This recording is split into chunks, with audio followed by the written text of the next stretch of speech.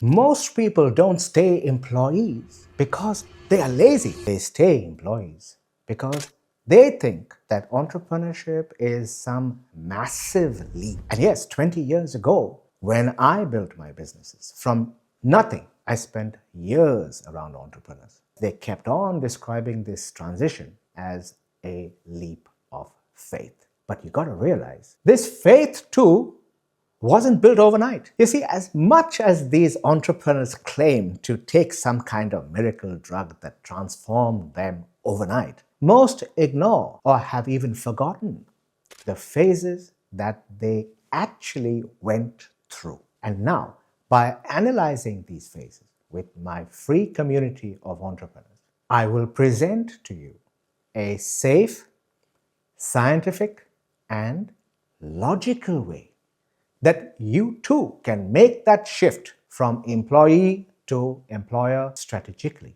and with as little time as possible. So, pay attention. These are 5 realistic phases everyone can undergo without gambling your future. You must not skip these steps. If you do, don't blame me for your loss. The first phase, the awareness phase. The phase in which you realize that your income has a ceiling. You are trading time for money. And no matter how many tables you wipe, how many emails you send, you still get paid by the hour. And the only thing you are positioned to actually work hard for is that slightly bigger leash. You are tired of being a cog in this machine. And now, with the rise of AI and very price competitive agencies that are constantly replacing jobs in corporate, this dagger of redundancy hangs above your head.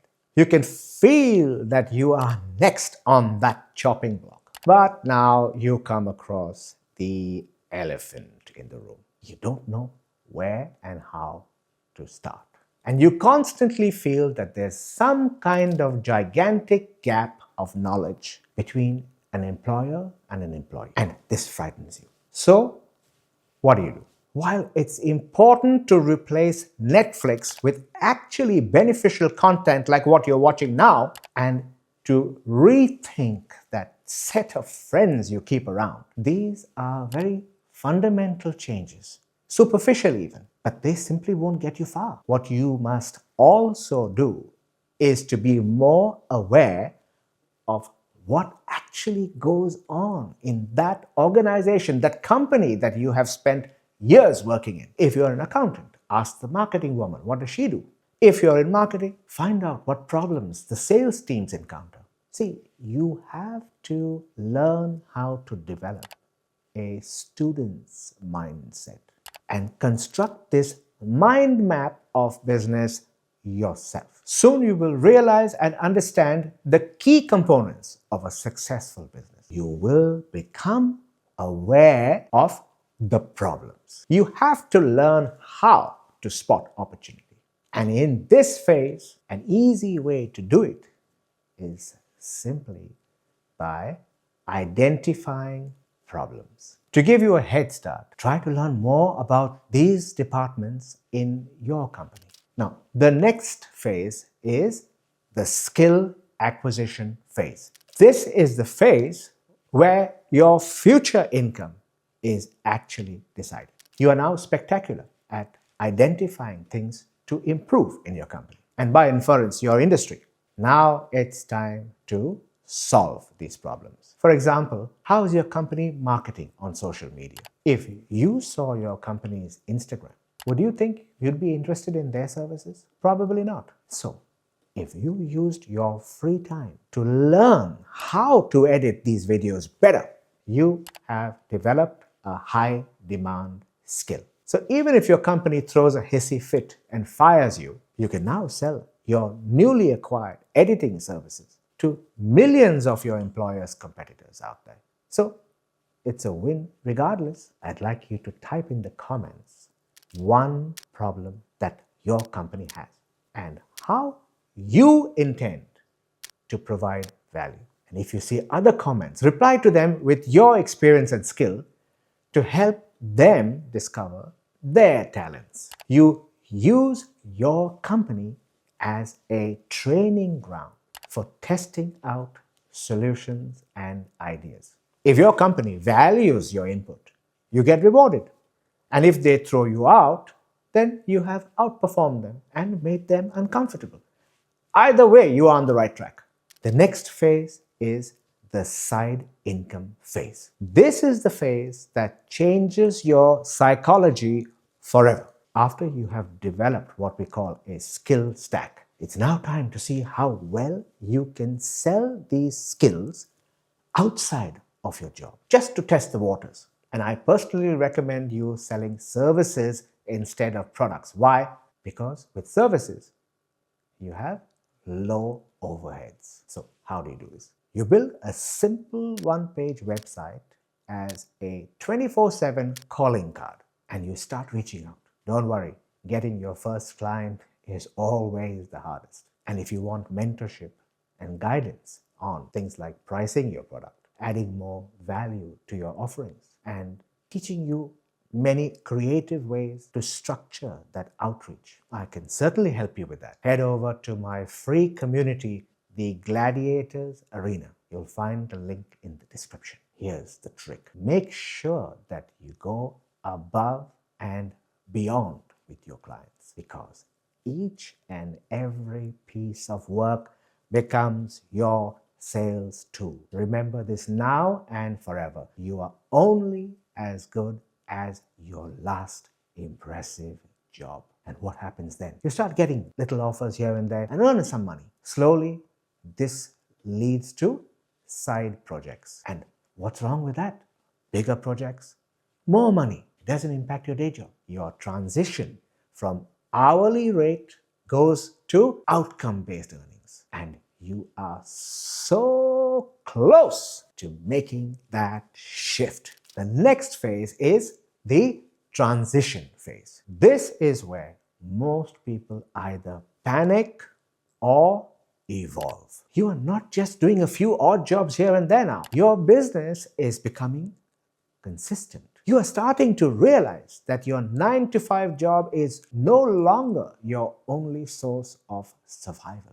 Sadly, this is also the place where most entrepreneurs make emotional decisions. They get too excited early. They quit impulsively and they lose stability. Smart entrepreneurs build on referral business. They expand their client base. But most important, they build brand recognition and consistency.